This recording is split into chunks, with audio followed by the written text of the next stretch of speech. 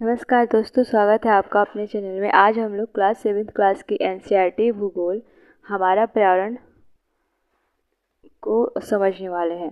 तो इसमें सबसे पहले हम चैप्टर 1 पर्यावरण को समझते हैं। लंबी छुट्टियों के बाद जब रवि स्कूल जा रहा था तब उसने देखा कि उसके स्कूल के निकट के खेल के मैदान में खुदाई हो गई थी। वही एक मैदान उसके खेलने के लिए वहाँ पर था। लोगों ने बताया कि वहाँ अनेक फ्लैटों वाली एक बड़ी इमारत बनेगी। जब रवि को समझ में आया कि मुलायम घास, गेंदे के फूल एवं तितलियों वाला विशाल मैदान अब हमेशा के लिए नष्ट हो चुका है, तो उसकी आंखों से आंसू छलकने लगे। उसने यह बात अपने सहपाठियों को बताई। सुबह की सभा में प्रधानाचार्य ने बहुत उदासी से कहा, देखो कैसा हमारा पर्यावरण बदल रहा है। कक्षा में जो है पहुंचकर रवि ने अपने शिक्षक से पूछा, पर्यावरण क्या है? जो कुछ भी आप अपने आसपास देखते हो, शिक्षक ने बताया। यहाँ तक कि खुला मैदान, सड़क, कूड़ा करकट, मेरे दोस्त, ये सभी हमारे पर्यावरण के अंग हैं।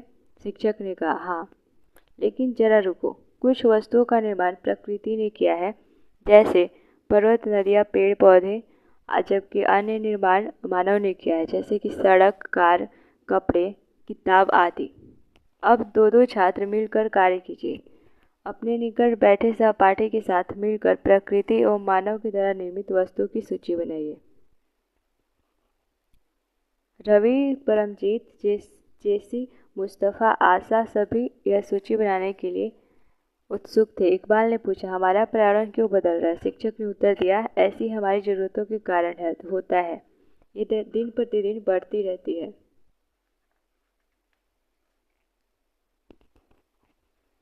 जीवीय किसे कहते हैं? सजीव प्राणियों का संसार, जैसे कि पादप एवं जंतु। अजीव निर्जीव पदार्थों का संसार, जैसे कि स्थल।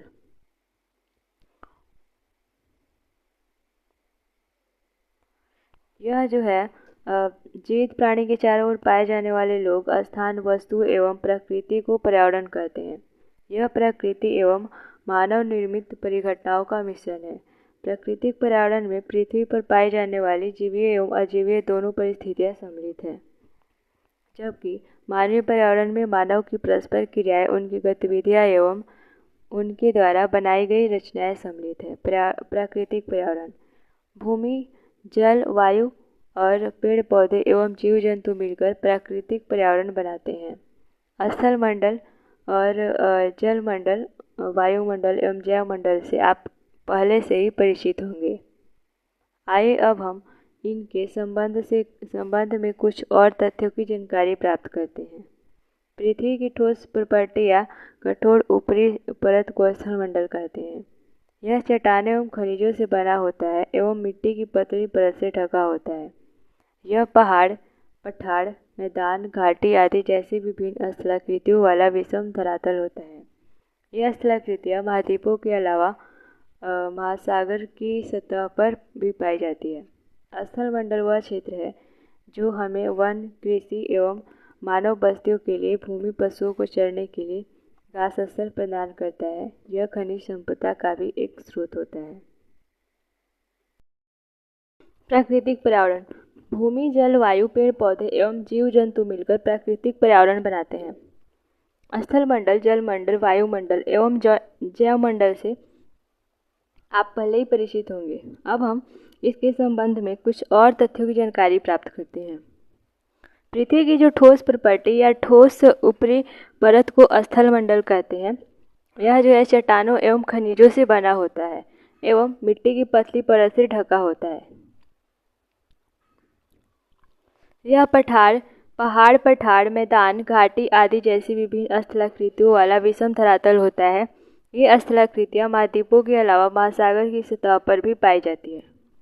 स्थल मंडल वह क्षेत्र है जो हमें वन, कृषि एवं मानव बस्तियों के लिए भूमि, पशुओं के चरने के लिए घास स्थल प्रदान करता है। यह खनिज संपदा का भी एक स्रोत है।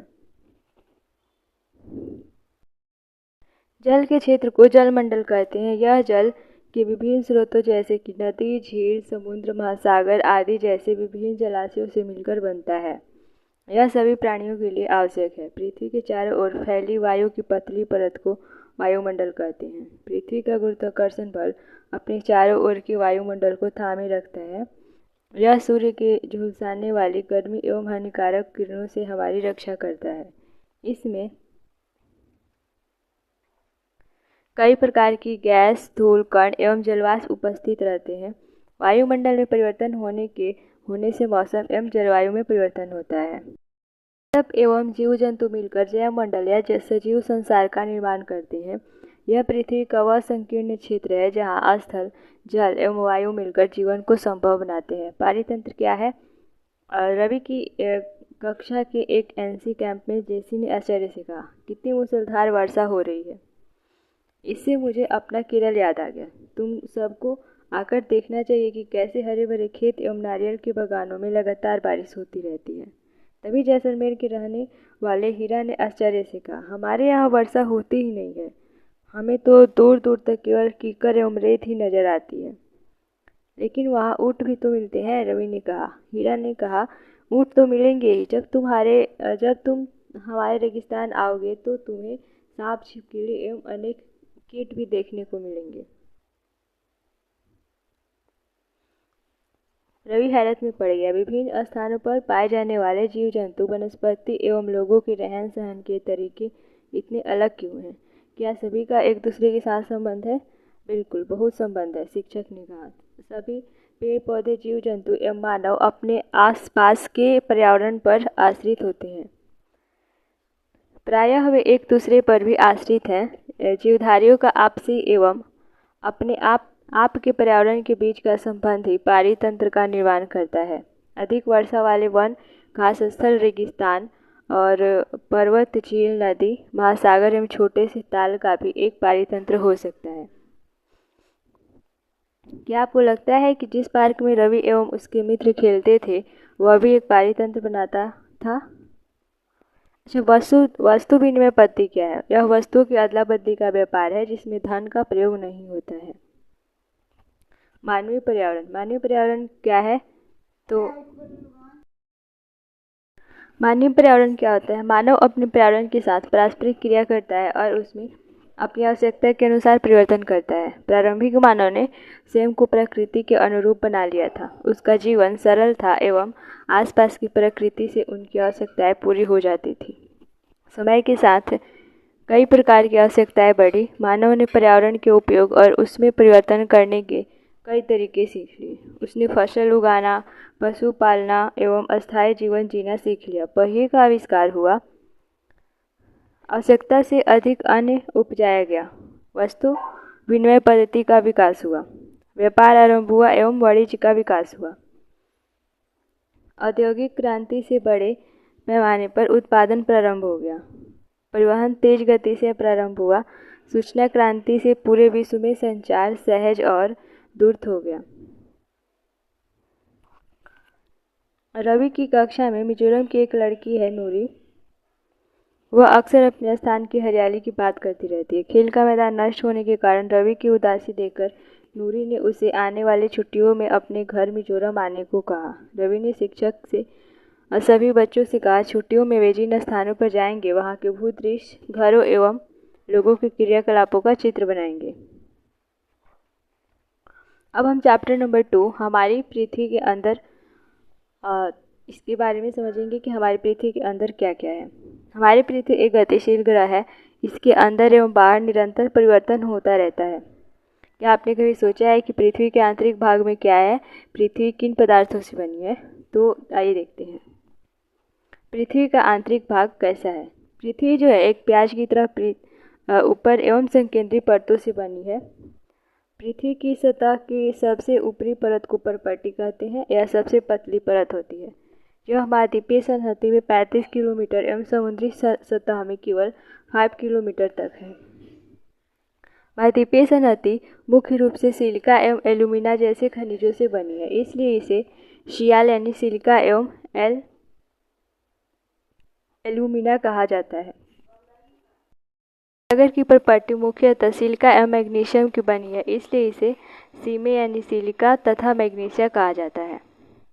और पट्टी के ठीक नीचे मैंटल होता है जो कि 2900 किलोमीटर की गहराई तक फैला होता है। इसकी सबसे आंतरिक परत जो है क्रोड है। विश्व की जो सबसे गहरी खान है दक्षिण अफ्रीका में स्थित है। इसकी गहराई लगभग 4 किलोमीटर। तेल की खोज में इंजीनियर 6 किलोमीटर गहराई तक खोद चुके हैं। पृथ्वी के केंद्र तक पहुंचने के लिए आपको समुद्र की सतह पर 6000 किलोमीटर की गहराई तक खोदना होगा। या लगभग 3500 किलोमीटर है। यह मुख्यतः निकल एवं लोहे की बनी होती है तथा इसे निफे कहते हैं। केंद्रीय क्रोड का तापमान एवं दाब काफ़ी ऊंच होता है। निफे यानी होता है निकल और फेरस, फे यानी फेरस। अब हम सैल एवं खनिज के बारे में पढ़ेंगे। पृथ्वी की परपट्टी अनेक प्रकार के सैलों से बनी है। पृथ्वी की परपट्टी बनाने वाले खनिज पदार्थ के किसी भी प्राकृतिक पिंड को सैल कहते हैं। सैल जो है विभिन्न रंग, आकार एवं गठन की हो सकती है। मुख्य रूप से सैल 3 प्रकार की होती है। पहला आग्नेय यानी इग्नियस सैल, और दूसरा अवसादी यानी सेडिमेंट्री सेल, तीसरा कायांतरित यानी कि मेटामॉर्फिक सेल। द्रवित मैग्मा ठंडा होकर ठोस हो जाता है। इस प्रकार बने सेल को आग्नेय सेल कहते हैं। इन्हें प्राथमिक सेल भी कहते हैं। आग्नेय सेल 2 प्रकार की होती है। एक होती है अंतर्भेदी सेल और दूसरी होती है बहिर्भेदी सेल। वास्तव में आग की तरह लाल द्रवित मैग्मा ही लावा है जो पृथ्वी के आंतरिक भाग से निकलकर सतह पर आता है। जब द्रवित लावा पृथ्वी की सतह पर आता है यह तेजी से ठंडा होकर ठोस बन जाता है। परपट्टी पर इस प्रकार से बने सेल को बहिर्भेदी या आग्नेय सेल कहते हैं। इनकी संरचना बहुत महीन दानों वाली होती है। इसका अच्छा एग्जाम्पल है बेसाल्ट। दक्कन पठार बेसाल्ट सेलों से ही बना है। द्रवित मैग्मा कभी कभी भूपरपट्टी के अंदर गहराई में ही ठंडा हो जाता है। इस प्रकार बने ठोस सेलों को अंतर्भेदी या आग्नेय सेल कहते हैं। धीरे धीरे ठंडा होने के कारण ये जो बड़े दानों का रूप ले लेते हैं। ग्रेनाइट ऐसे ही सेल का एक उदाहरण है। लेई मसालों तथा दानों का चूर्ण बनाने के लिए जिन अपघर्षण पत्थरों का उपयोग होता है वे ग्रेनाइट के बने होते हैं। सेल जो है लुढ़क कर, चटक कर तथा एक दूसरे से टकराकर छोटे छोटे टुकड़ों में टूट जाती है। इन छोटे कणों को अवसाद कहते हैं। ये अवसाद हवा, जल आदि के द्वारा एक स्थान से दूसरे स्थान पर पहुंचाकर जमा कर दिए जाते हैं। ये अदृढ़ अवसाद दबकर एवं कठोर होकर सेल की परत बनाते हैं। इस प्रकार की सेलों को अवसादी सेल कहते हैं। इसका अच्छा एग्जाम्पल है बलुआ पत्थर जो कि रेत के दानों से बनता है। इन सेलों में पौधों, जानवरों एवं अन्य सूक्ष्म जीवाणुओं जो कभी इन सेलों पर रहे हैं के जीवाश्म भी हो सकते हैं। आग्नेय एवं अवसादी सेल जो कि उच्च ताप एवं दाब के कारण कायांतरित सेलों में परिवर्तित हो सकती है। इसका अच्छा एग्जाम्पल है चिकनी मिट्टी स्लेट में एवं चूना पत्थर संगमरमर में परिवर्तित हो जाता है। सेल जो है हमारे लिए बहुत उपयोगी है। कठोर सेलों का उपयोग सड़क एवं घर एवं इमारत बनाने के लिए किया जाता है। आप पत्थरों का उपयोग कई खेल में करते हैं। इसका अच्छा एग्जाम्पल है 7 पत्थर पिट्टू, चिबिड्डी, एस्टापू या किटकिट। 5 पत्थर गिट्टी। और आप अपने दादा दादी, माता पिता, पड़ोसियों आदि से पूछकर कुछ अन्य खेल की जानकारी प्राप्त कर सकते हैं। आपको यह जानकर आश्चर्य होगा कि किन्हीं निश्चित दशाओं में एक प्रकार की सेल चक्रीय तरीके से एक दूसरे में परिवर्तित हो जाते हैं। एक सेल से दूसरे सेल में परिवर्तन होने की इस प्रक्रिया को सेल चक्र कहते हैं। क्या आप जानते हैं कि द्रवित मैग्मा जब ठंडा होकर ठोस आग्नेय सेल बन जाता है तो ये आग्नेय सेल छोटे छोटे टुकड़ों में टूटकर एक स्थान से दूसरे स्थान पर स्थानांतरित होकर अवसादी सेल का निर्माण कर लेते हैं। उसके बाद ताप एवं दाब के कारण ये आग्नेय एवं अवसादी सेल कायांतरित सेल में बदल जाते हैं और अत्यधिक ताप एवं दाब के कारण कायांतरित सेल फिर पुनः पिघलकर द्रवित मैग्मा बन जाती है। यह द्रवित मैग्मा पुनः ठंडा होकर ठोस आग्नेय सेल में परिवर्तित हो जाता है। इस प्रकार यह प्रक्रिया चलती रहती है। इसी को हम सेल चक्र कहते हैं। सेल जो है विभिन्न खनिजों से बनी होती है। खनिज प्राकृतिक रूप में पाए जाने वाले पदार्थ हैं जिनका निश्चित भौतिक गुणधर्म एवं निश्चित रासायनिक मिश्रण होता है। खनिज मानव जाति के लिए बहुत ही महत्वपूर्ण है। कुछ का उपयोग ईंधन की तरह होता है जैसे कि कोयला, प्राकृतिक गैस एवं पेट्रोलियम। इनका उपयोग उद्योगों, औषधि एवं उर्वरक में भी होता है जैसा जैसे कि लोहा, एल्युमिनियम, सोना एवं यूरेनियम इत्यादि। पृथ्वी, चैप्टर नंबर 3। इसमें हम जानेंगे कि हमारी पृथ्वी कैसे बदल रही है। स्थल मंडल जो है एक अनेक प्लेटों में विभाजित है, जिन्हें कि स्थल मंडलीय प्लेट कहते हैं। आपको यह जानकर आश्चर्य होगा कि ये प्लेट हमेशा धीमी गति से चारों तरफ घूमती रहती है। प्रत्येक वर्ष केवल कुछ मिलीमीटर के लगभग पृथ्वी के अंदर पिघले हुए मैग्मा में होने वाली गति के कारण ऐसा होता है। पृथ्वी के अंदर पिघला हुआ मैग्मा एक वृत्तीय रूप में घूमता रहता है, जैसे कि क्रियाकलाप में दिखाया गया है। प्लेट की इस गति के कारण पृथ्वी की सतह पर परिवर्तन होता है। पृथ्वी की गति को उन बलों के आधार पर विभाजित किया गया है जिनके कारण ये गतियाँ उत्पन्न होती है। जो बल पृथ्वी के आंतरिक भाग में घटित होते हैं उन्हें अंतर्जनिक बल यानी कि एंडोजेनिक फोर्स कहते हैं, एवं जो बल पृथ्वी की सतह पर उत्पन्न होते हैं उन्हें बहिर्जनिक बल यानी कि एक्सोजेनिक फोर्स कहते हैं। अंतर्जनित बल कभी आकस्मिक गति प्रदान करते हैं तो कभी कभी धीमी गति। भूकंप एवं ज्वालामुखी जैसी आकस्मिक गति के कारण पृथ्वी की सतह पर अत्यधिक हानि होती है। अब हम समझेंगे ज्वालामुखी क्या है। तो ज्वालामुखी जो भूपर्पट्टी पर खुला एक ऐसा छिद्र होता है जिससे कि पिघले हुए पदार्थ अचानक निकलते हैं, उसको हम लोग ज्वालामुखी कहते हैं। इसी प्रकार प्लेटों के गति करने पर पृथ्वी की सतह पर कंपन होता है। यह कंपन पृथ्वी के चारों ओर गति कर सकता है। इस कंपन को भूकंप कहते हैं। भूपर्पट्टी के नीचे वह स्थान जहाँ कंपन आरंभ होता है उद्गम केंद्र कहलाता है। उद्गम केंद्र के भू सतह पर उसके निकटतम स्थान को अधिकेंद्र कहते हैं।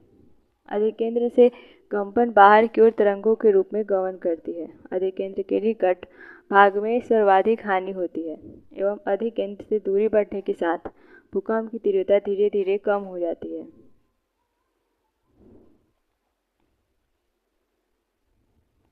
उद्गम केंद्र क्या होता है? वह स्थान जहाँ की भूकंप उत्पन्न होता है वह भूकंपीय ऊर्जा का उद्गम केंद्र कहलाता है। Focus, this is where the earthquake occurs. It is the origin of the seismic energy.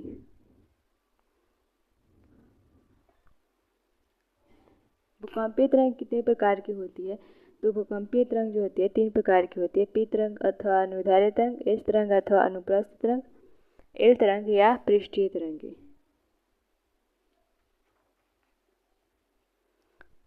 हालांकि भूकंप की भविष्यवाणी संभव नहीं है, लेकिन यदि हम इस पहले से तैयार हैं तो इसके प्रभाव को निश्चित रूप से कम किया जा सकता है। स्थानीय लोग कुछ सामान्य तरीकों से भूकंप की संभावना का अनुमान लगाते हैं, जैसे कि जानवरों के व्यवहार का अध्ययन, तालाब में मछलियों की उत्तेजना और सांपों का धरातल पर आना। ये जो है भूकंप के कुछ लक्षण हैं।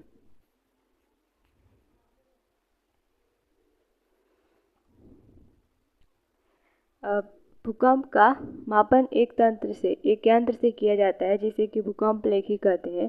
भूकंप की तीव्रता रिएक्टर स्केल पर मापी जाती है। जिस भूकंप की तीव्रता 2.0 अथवा उससे कम होती है उसका प्रभाव नहीं के बराबर होता है। जिस भूकंप की तीव्रता 5.0 होती है उस वस्तुओं के गिरने से क्षति पहुंचा सकता है। जिस भूकंप की तीव्रता 6.0 या उससे अधिक होती है वह बहुत ही शक्तिशाली, और जिसकी तीव्रता 7.0 या अधिक होती है वह सर्वाधिक शक्तिशाली समझा जाता है। भूकंप से बचाव की तैयारी। हम भूकंप से बचाव की तैयारी कैसे कर सकते हैं? तो भूकंप के दौरान कहाँ आश्रय लें? सुरक्षित स्थान,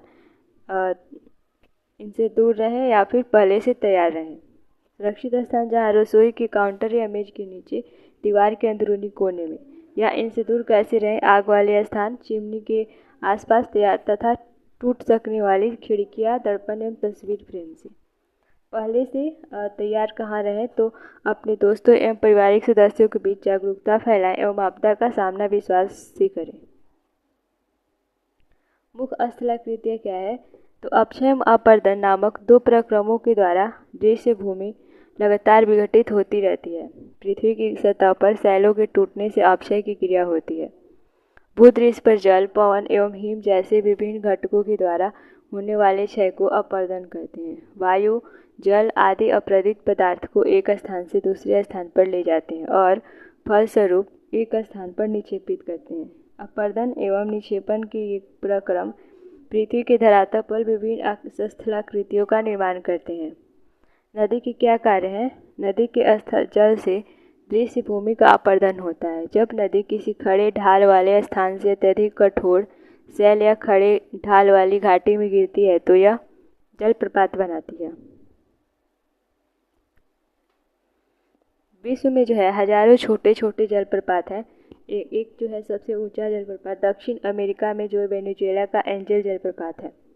अन्य जलप्रपात उत्तर अमेरिका में कनाडा तथा संयुक्त राज्य अमेरिका की सीमा पर स्थित है नियाग्रा जलप्रपात, और अफ्रीका में जो है जाम्बिया और जिम्बाब्वे की सीमा पर स्थित है विक्टोरिया का जलप्रपात। यानी कि सबसे ऊंचा जलप्रपात दक्षिण अमेरिका में वेनेजुएला का एंजल, और अमेरिका में कनाडा तथा संयुक्त राज्य अमेरिका की सीमा पर नियाग्रा, अफ्रीका और जाम्बिया एवं जिम्बाब्वे की सीमा पर विक्टोरिया जलप्रपात। जब नदी मैदानी क्षेत्र में प्रवेश करती है तो वह मुर्दार मार्ग पर बहने लगती है। नदी के इन्हीं बड़े मोड़ों को विसर्प कहते हैं। इसके बाद विसर्पों के किनारों पर लगातार अपर्दन एवं निक्षेपण शुरू हो जाता है। विसर्प लूप के सिरे निकट आते जाते हैं। समय के साथ विसर्प लूप नदी से कट जाते हैं और एक अलग झील बनाते हैं जिसे चाप झील भी कहते हैं। कभी कभी नदी अपने तटों से बाहर बहने लगती है। इसके बाद फलस्वरूप क्या होता है, निकटवर्ती क्षेत्रों में बाढ़ आ जाती है। बाढ़ के कारण नदी के तटों के निकटवर्ती क्षेत्रों में महीन मिट्टी एवं अन्य पदार्थ का निक्षेपण करती है। ऐसी मिट्टी एवं पदार्थों को अवसाद करती है। इससे जो है समतल उपजाऊ बाढ़कृत मैदान का निर्माण होता है। नदी के उत्थित तटों को तटबंध कहते हैं। समुद्र तक पहुँचते पहुँचते नदी का प्रवाह धीमा हो जाता है तथा नदी अनेक धाराओं में विभाजित हो जाती है, जिनको वितरिका कहा जाता है। यहाँ नदी इतनी धीमी हो जाती है कि अपने साथ लाए मलबे का निक्षेपण करने लगती है। प्रत्येक वितरिका अपने मुहाने का निर्माण करती है। सभी मुहानों के अवसादों के संग्रह से डेल्टा का निर्माण होता है। अब समुद्री तरंग के कार्य क्या है, इसके बारे में जानेंगे। देखिए समुद्री तरंग के कार्य क्या है। तो समुद्र तरंग के अपर्दन एवं निक्षेपण जो है तटीय स्थलाकृतियाँ बनाते हैं, और समुद्री तरंगें जो है लगातार सैलों से टकराती रहती है जिससे कि दरार विकसित होती है। समय के साथ ये बड़ी और छोटी होती जाती है। इनको समुद्री गुफा कहते हैं। इसी दरार को इन गुफाओं में बड़े होते जाने पर इनसे केवल छत ही बचती है, जिससे कि तटीय मेहराब बनते हैं। लगातार अपर्दन छत को भी तोड़ देता है और केवल दीवारें बचती है। दीवार जैसी इन आकृतियों को स्टैक कहते हैं, और समुद्र जल के ऊपर लगभग ऊर्ध्वाधर उठे हुए ऊंचे सैलीय तटों को समुद्री अभ्रिगु कहते हैं। समुद्री तरंगे किनारों पर अवसाद जमा कर समुद्री पुलिन का निर्माण करती है। हिमनद के क्या कार्य हैं? तो हिमनद अथवा हिमानी बर्फ की नदियाँ होती है। हिमनद अपने नीचे की कठोर चट्टानों से गुलास्मी मिट्टी और पत्थरों को अपरदित कर देती है, और गुलास्मी मिट्टी एवं पत्थरों से भूदृश्य का अपर्दन करती है। हिमनद गहरे गर्तों का निर्माण करते हैं, और पर्वतीय क्षेत्रों में बर्फ पिघलने से उन गर्तों में जो है जल भर जाता है और वे सुंदर झील बन जाते हैं। हिमनद के द्वारा लाए गए पदार्थ जैसे छोटे बड़े सैल, रेत एवं तलछट मिट्टी निक्षेपित होते हैं। ये निक्षेप हिमनद हिमोड का निर्माण करते हैं। पवन के क्या कार्य हैं? तो रेगिस्तान में जो है पवन अपर्दन एवं निक्षेपण का प्रमुख कारक है। रेगिस्तान में आप छत्र के आकार के सैल देख सकते हैं, जिन्हें सामान्य छत्रक सैल कहते हैं। पवन सैल के ऊपरी भाग की अपेक्षा निचले भाग को आसानी से काटती है, इसलिए ऐसी सैल के आधार संकीर्ण एवं शीर्ष विस्तृत होते हैं। पवन चलने पर यह अपने साथ रेत को एक स्थान से दूसरे स्थान पर पहुंचाती है। जब पवन का बहाव रुकता है तो यह रेत गिरकर छोटी पहाड़ी बनाती है। इनको बालू टिवा कहते हैं। जब बालू कण महीन एवं हल्के होते हैं तो वायु उनको उठाकर अत्यधिक दूर ले जाती है। जब ये बालू कण विस्तृत क्षेत्र में निक्षेपित हो जाते हैं तो इसे लोएश कहते हैं। चीन में विशाल लोएश निक्षेप पाए जाते हैं। चैप्टर नंबर 4 वायु। हमारी पृथ्वी चारों ओर से वायु की घनी चादर से घिरी हुई है, जिसे कि वायुमंडल कहते हैं। पृथ्वी पर सभी जीव जीवित रहने के लिए वायुमंडल पर निर्भर है। यह हमें सांस लेने के लिए वायु प्रदान करता है एवं सूर्य की किरणों के हानिकारक प्रभाव से हमारी रक्षा करता है। यदि सुरक्षा की यह चादर न हो तो हम दिन के समय सूर्य की गर्मी से तप कर चल सकते हैं एवं रात के समय ठंड से जम सकते हैं।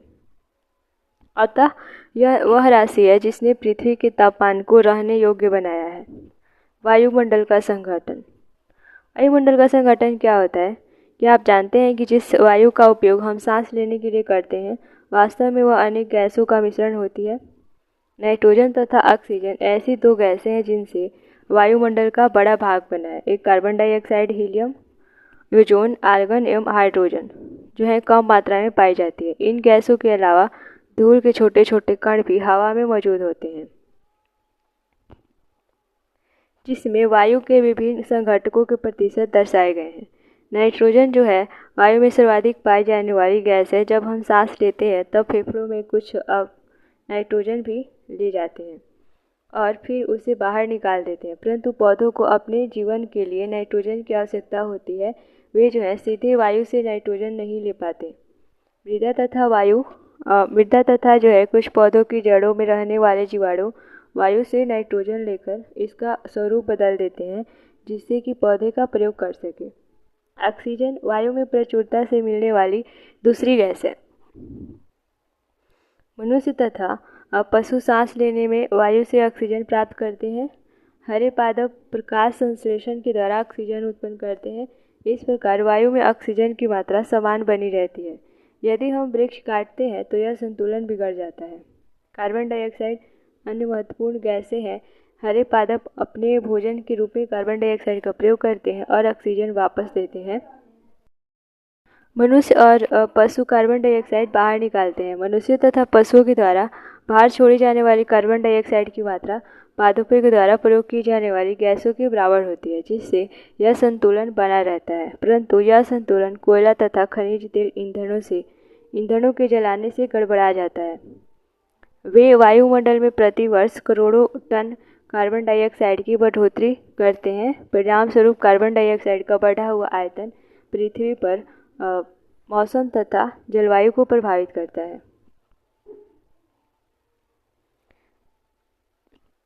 क्या आप जानते हैं कि कार्बन डाइऑक्साइड जो है वायुमंडल में फैलकर पृथ्वी से विकिरित ऊष्मा को पृथ्वी पर रोककर ग्रीन हाउस प्रभाव पैदा करती है, इसलिए इसे ग्रीन हाउस गैस भी कहते हैं कार्बन डाइऑक्साइड को। और इसके अभाव में जो है धरती इतनी ठंडा हो जाती है कि इस पर रहना असंभव होता। किंतु जब कारखाने एवं कार के धुएं से वायुमंडल में इसका स्तर बढ़ता है तब यह ऊष्मा के द्वारा पृथ्वी का तापमान बढ़ता है। इसे वायुमंडलीय तापन कहते हैं। तापमान में इस वृद्धि के कारण पृथ्वी के सबसे ठंडे प्रदेश में जमी हुई बर्फ पिघलती है जिसके परिणाम स्वरूप समुद्र के जल स्तर में वृद्धि होती है जिससे कि तटीय क्षेत्रों में बाढ़ आ जाती है। दीर्घ अवधि में इसके कारण जलवायु में अत्यधिक परिवर्तन हो सकता है जिसके फलस्वरूप कुछ और पादप एवं पशु लुप्त हो सकते हैं।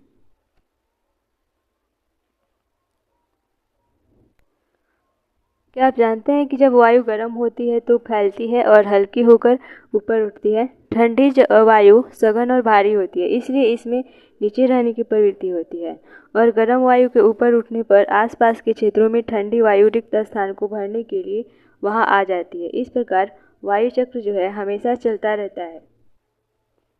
वायुमंडल की संरचना को देखते हैं तो सबसे पहले होगा हमारा निचले स्तर पे क्षोभ मंडल, उसके बाद क्षोभ सीमा, और जिसमें कि क्षोभ मंडल में जो होगा माउंट एवरेस्ट होगा, ठीक है, और जो कि 10 सेंटीमीटर की ऊंचाई पे होता है, 10 किलोमीटर की ऊंचाई पे होता है।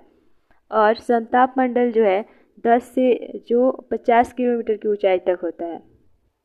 और समताप मंडल में हवाई जहाज और ओजोन गैसें होती है। हवाई जहाज चलती है और ओजोन गैसें होती है, ठीक है। और समताप सीमा से लेकर मध्य सीमा जो होता है इसके बीच को हम मध्यमंडल कहते हैं, ठीक है। और यह जो है 50 से 90 किलोमीटर के बीच होती है। और 90 से 80 से जो 100 किलोमीटर के बीच जो है बाह्य वायुमंडल होती है। और अब वायुमंडल की संरचना को विस्तार से समझते हैं कि इसमें क्या क्या है। हमारा वायुमंडल जो है 5 परतों में विभाजित है, जो कि पृथ्वी की सतह से आरंभ होती है। ये है क्षोभमंडल, समतापमंडल, मध्यमंडल, बाह्य वायुमंडल एवं बहिर्मंडल।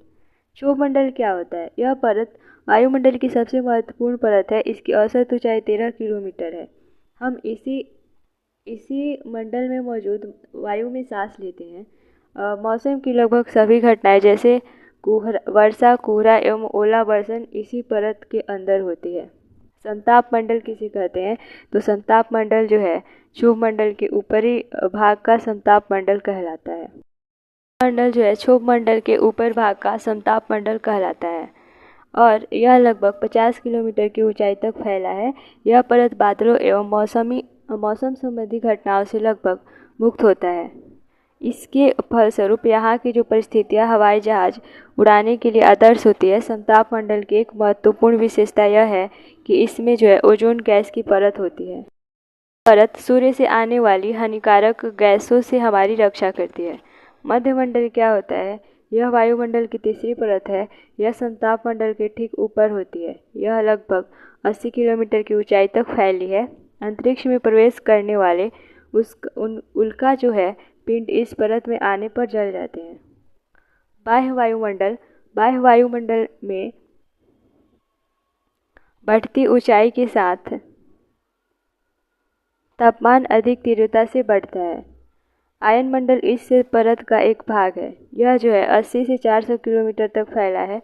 एक रेडियो संचार के लिए इस परत का उपयोग होता है। वास्तव में पृथ्वी से प्रसारित रेडियो तरंगें इस परत द्वारा पुनः पृथ्वी पर परावर्तित कर दी जाती है। बहिर्मंडल क्या होता है? वायुमंडल की जो सबसे ऊपरी परत को बहिर्मंडल के नाम से जाना जाता है।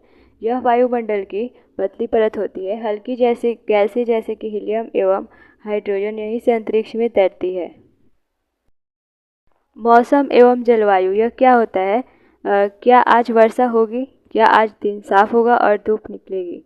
कितनी बार ही हमने क्रिकेट प्रेमियों के मुंह से एक दिवसीय मैच के भविष्य पर अनुमान लगाते सुना होगा। यदि हम कल्पना करें कि हमारा शरीर एक रेडियो है और मस्तिष्क उसके स्पीकर, तो मौसम वह है जो इसके नियंत्रण बटनों से छेड़छाड़ करता रहता है। मौसम जो है वायुमंडल के प्रत्येक घंटे तथा दिन प्रतिदिन की स्थिति होती है। आर्द्र एवं गर्म मौसम किसी को भी चिड़चिड़ा बना सकता है।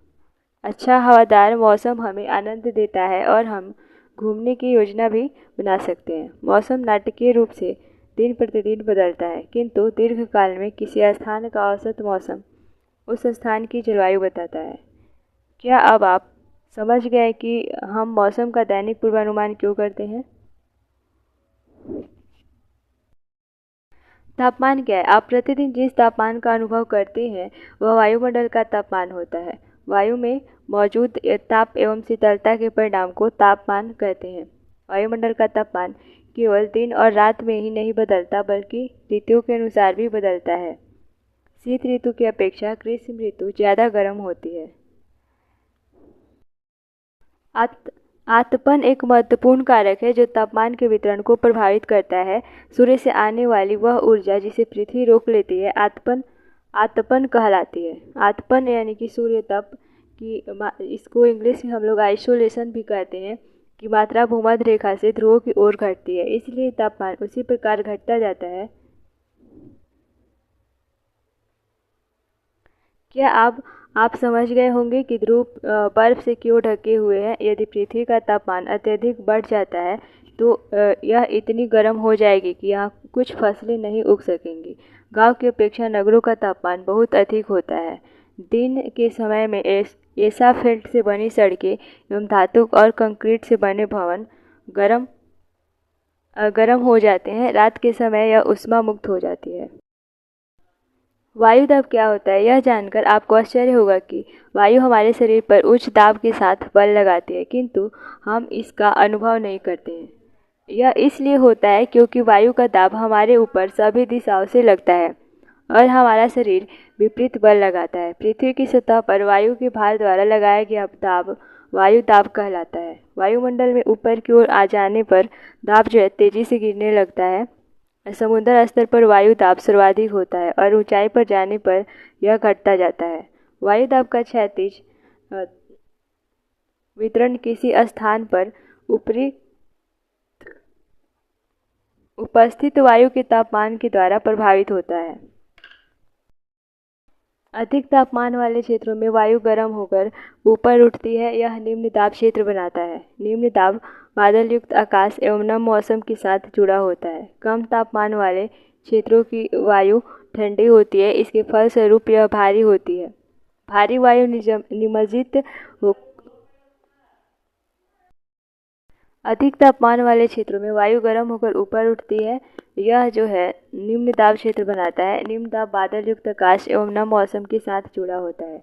कम तापमान वाले क्षेत्रों की वायु ठंडी होती है, इसके फलस्वरूप यह भारी होती है। भारी वायु निमज्जित होकर उच्च दाब क्षेत्र बनाती है। उच्च दाब के कारण अस्पष्ट एवं स्वच्छ आकाश होता है। और वायु जो है सदैव उच्च दाब क्षेत्र से निम्न दाब क्षेत्र की ओर गमन करती है। पवन क्या होता है? पवन जो है उच्च दाब क्षेत्र से निम्न दाब क्षेत्र की ओर वायु की गति को पवन कहते हैं। आप पवन को काम करते देख सकते हैं। जब हम सड़क पर गिरती पत्तियों को उड़ाती अथवा तूफान के समय पेड़ों को उखाड़ देती है।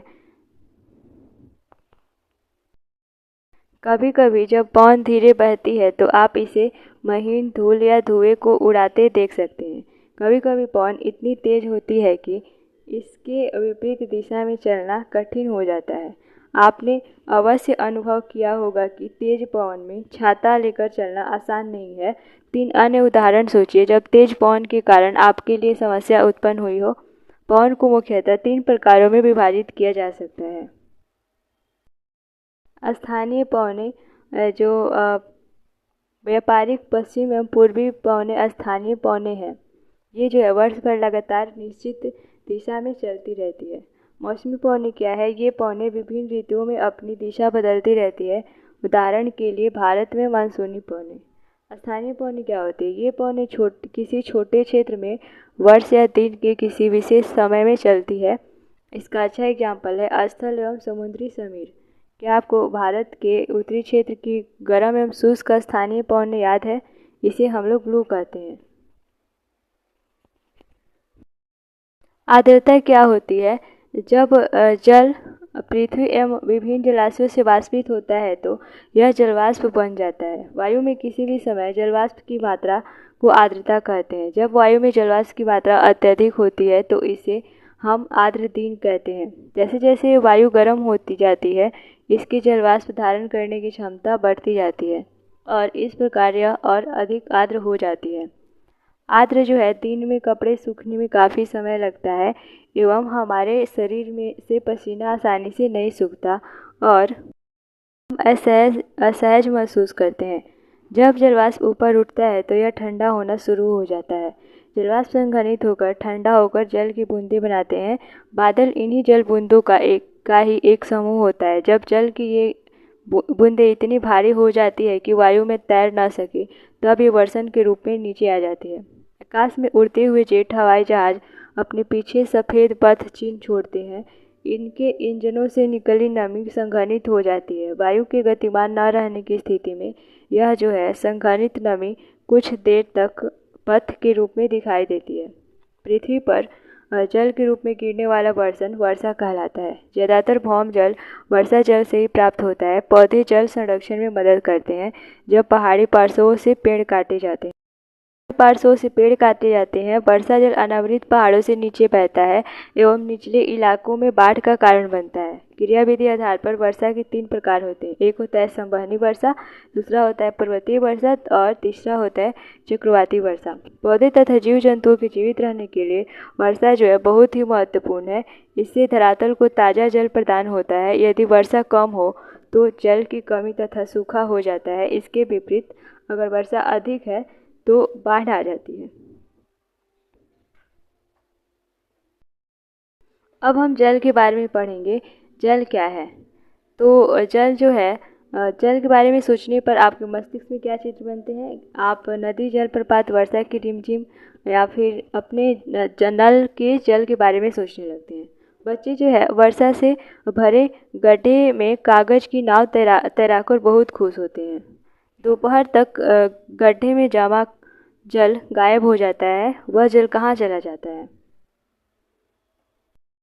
के ताप के कारण जल वाष्पित हो जाता है और ठंडा होने पर जलवाष्प वृष्टि संघनित होकर बादलों का रूप ले लेता है। यहाँ से यह वर्षा हिम अथवा सहिम वृष्टि के रूप में धरती या समुद्र पर नीचे गिरता है। जिस प्रक्रम में जल लगातार अपने स्वरूप को बदलता रहता है और महासागरों, वायुमंडल एवं धरती के बीच चक्कर लगाता रहता है, उसको जल चक्र कहते हैं। हमारी पृथ्वी थलशाला के समान है, जो जल शताब्दियों पूर्व उपस्थित था, वही आज भी मौजूद है। जिस जल का प्रयोग आज हम हरियाणा के खेत में सिंचाई के लिए कर रहे हैं, हो सकता है कि वह सैकड़ों वर्ष पहले अमेजन नदी में बहता हो। अलवन जल के मुख्य स्रोत नदी, ताल, सोते एवं हिमनद हैं। महासागर एवं समुद्रों का जल लवणीय होता है। इसमें अधिकांश नमक सोडियम क्लोराइड या खाने में उपयोग किया जाने वाला नमक होता है। जल का वितरण कैसे होता है? हम सभी जानते हैं कि पृथ्वी की सतह का 3/4 भाग जल से जो है ढका हुआ है। यदि धरती पर थल की अपेक्षा जल अधिक है तो अनेक देशों में जल की कमी का सामना क्यों करना पड़ता है? क्या पृथ्वी पर मौजूद जीवन के लिए जल अत्यधिक आवश्यक है। प्यास होने पर केवल जल ही हमारी प्यास बुझा सकता है। ऐसे में आपको क्या ऐसा नहीं लगता कि लापरवाही से जल का उपयोग करने से हम बहुमूल्य संसाधन को बर्बाद कर रहे हैं? अब हम महासागरीय परिसंचरण को देखते हैं। ये क्या होता है? समुद्री तट पर नंगे पैर चलने से कुछ जादुई सी अनुभूति होती है। पुलिन पर नम बालू, ठंडी पवन, समुद्री पक्षी, वायु में लवणीय गंध एवं लहरों का संगीत सब कुछ सम्मोहित करने वाला प्रतीत होता है। ताल एवं झील के शांत जल के विपरीत महासागरीय जल हमेशा गतिमान रहता है। यह जो है कभी शांत नहीं रहता। महासागरों की गतियों को इस प्रकार वर्गीकृत कर सकते हैं जैसे कि तरंगे, ज्वार भाटा एवं धाराएं। तरंगे क्या होती है? समुद्र तट पर गेंद से खेलते समय जब गेंद जल में गिर जाती है तो क्या होता है? यह दृश्य बहुत ही मनोरंजक होता है कि कैसे तरंगों के साथ गेंद तट पर वापस लौट आती है। जब महासागरीय तट पर जल लगातार उठता है और गिरता है तो इन्हें तरंग कहते हैं। तूफान में जो है तेज वायु चलने पर विशाल तरंगें उत्पन्न होती है। इनके कारण अत्यधिक विनाश हो सकता है। भूकंप, ज्वालामुखी उद्गार या जल के नीचे भूस्खलन के कारण महासागरीय जल अत्यधिक विस्थापित होता है। इसके परिणाम स्वरूप 15 मीटर तक की ऊंचाई वाली विशाल ज्वारीय तरंगें उठ सकती है, जिसे कि सुनामी कहते हैं। अब तक का सबसे विशाल सुनामी 150 मीटर मापा गया था। ये तरंगें जो है 700 किलोमीटर प्रति घंटे से अधिक की गति से चलती है। 204 के सुनामी से भारत के तटीय क्षेत्रों में अत्यधिक विनाश हुआ था। सुनामी के बाद अंडमान और निकोबार द्वीप समूह में इंदिरा पॉइंट डूब गया था। ज्वार भाटा क्या होता है? दिन में 2 बार नियम में से महासागरीय जल का उठना एवं गिरना ज्वार भाटा कहलाता है। जब सर्वाधिक ऊंचाई तक उठकर जल तट के बड़े हिस्सों को डुबो देता है तब उसे ज्वार कहते हैं। जब जल अपने न्यूनतम स्तर तक आ जाता है एवं तट के पीछे चला जाता है तो उसे भाटा कहते हैं। सूर्य एवं चंद्रमा के शक्तिशाली गुरुत्वाकर्षण बल के कारण पृथ्वी की सतह पर ज्वार भाटा आते हैं। जब पृथ्वी का जल चंद्रमा के निकट होता है तब उस समय चंद्रमा की गुरुत्वाकर्षण बल से जल अभिकर्षित होता है, जिसके कारण ऊंच ज्वार आते हैं। पूर्णिमा एवं अमावस्या के दिनों में सूर्य, चंद्रमा एवं पृथ्वी तीनों एक सिध में होते हैं और इस समय सबसे ऊंचे ज्वार उठते हैं। इस ज्वार को बृहद ज्वार कहते हैं। लेकिन जब चांद अपने प्रथम एवं अंतिम चतुर्थांश में होता है तो चांद एवं सूर्य का गुरुत्वाकर्षण बल विपरीत दिशाओं से महासागरीय जल पर पड़ता है। परिणाम स्वरूप निम्न ज्वार भाटा आता है। ऐसे ज्वार को लघु ज्वार भाटा कहते हैं। उच्च ज्वार नौ संचालन में सहायक होता है। ये जल स्तर को तट की ऊंचाई तक पहुंचाते हैं। ये जहाज को बंदरगाह तक पहुंचाने में सहायक होते हैं। उच्च ज्वार मछली पकड़ने में भी मदद करते हैं। उच्च ज्वार के दौरान अनेक मछलियां तट के निकट आ जाती है। इसके फलस्वरूप मछुआरे बिना कठिनाई के मछलियाँ पकड़ पाते हैं। और कुछ स्थानों पर ज्वार भाटा के होने वाले जल के उतार चढ़ाव का उपयोग विद्युत उत्पन्न करने के लिए किया जाता है। महासागरीय धाराएं क्या होती है? महासागरीय धाराएं निश्चित दिशा में महासागरीय सतह पर नियमित रूप से बहने वाली जल की धाराएं होती है। महासागरीय धाराएं गर्म या जो ठंडी हो सकती है। सामान्यतः गर्म महासागरीय धाराएं भूमध्य रेखा के निकट उत्पन्न होती है एवं ध्रुव की ओर प्रवाहित होती है। ठंडी धाराएं ध्रुवों या उच्च अक्षांशों के उष्णकटिबंधीय या निम्न अक्षांशों की ओर प्रवाहित होती है। लेब्राडोर महासागरीय धाराएं शीत जल धाराएं होती है, जबकि गल्फ स्ट्रीम गर्म जल धाराएं होती है। महासागरीय धाराएं किसी क्षेत्र के तापमान को प्रभावित करती है। गर्म एवं शीत जल धाराएं मिलती है वह स्थान विश्व भर में सर्वोत्तम मत्स्य का क्षेत्र माना जाता है। जापान के आसपास एवं उत्तर अमेरिका के पूर्वी तट इसके कुछ उदाहरण हैं। जहाँ गर्म एवं ठंडी जल धाराएं मिलती है वहाँ कोहरे वाला मौसम बनता है। इसके फलस्वरूप नौ संचालन में बाधा उत्पन्न होती है। अब हम चैप्टर नंबर 6 प्राकृतिक वनस्पति एवं वन्य जीव को समझने वाले हैं। प्राकृतिक वनस्पति एवं वन्य जीवन क्या होता है? सलीमा अपने ग्रीष्म शिविर में बहुत उत्साहित थी। अपने सहपाठियों के साथ वह हिमाचल प्रदेश में मनाली देखने गई थी। उसे सब स्मरण था कि बस जैसे जैसे चढ़ाई पर जा रही थी वह स्थलाकृति एवं प्राकृतिक वनस्पति के बदलते रूपों को देखकर कितनी हैरान हो रही थी। गिरिपाद में स्थित साल एवं सागवान के घने वन धीरे धीरे अदृश्य हो गए एवं पर्वत की ढलानों पर पतली नुकीली पत्तियां तथा शंकुआकार वितान लंबे वृक्ष दिखने लगे। उसे पता चला कि शंकुधारी वृक्ष थे। लंबे वृक्षों पर खिले लाल फूलों पर उसका ध्यान गया। वे रोडोडेंड्रन के फूल थे। मनाली से आगे रोहतांग दर्रे तक के रास्ते में उसने देखा कि भूमि छोटी छोटी घास एवं कुछ स्थानों पर बर्फ से ढकी थी। सलीमा ने अवलोकन से हम अनुमान लगा सकते हैं कि स्थल की ऊंचाई एवं वनस्पति की विशेषताएं एक दूसरे से संबंधित है। ऊंचाई में परिवर्तन के साथ जलवायु में परिवर्तन होता है तथा इसके कारण प्राकृतिक वनस्पति में भी बदलाव आता है। वनस्पति की वृद्धि तापमान एवं नमी पर निर्भर करती है। इसके अलावा यह ढाल एवं मिट्टी की परत की मोटाई जैसे कारकों पर भी निर्भर करती है।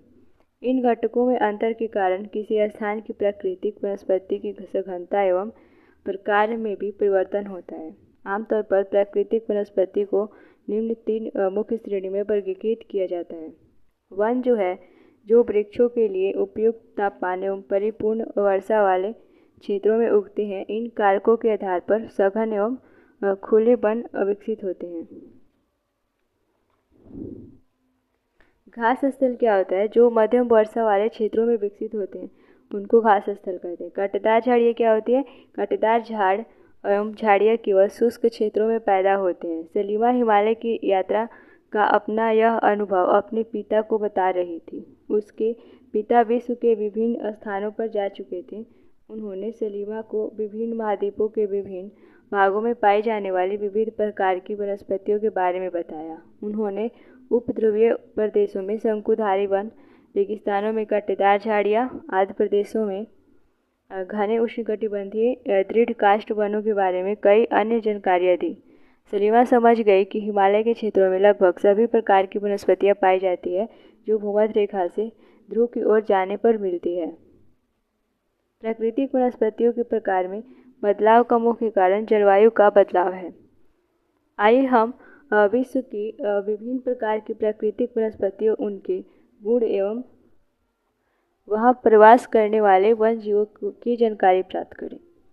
वन में उष्णकटिबंधीय सदाबहार वन क्या होता है?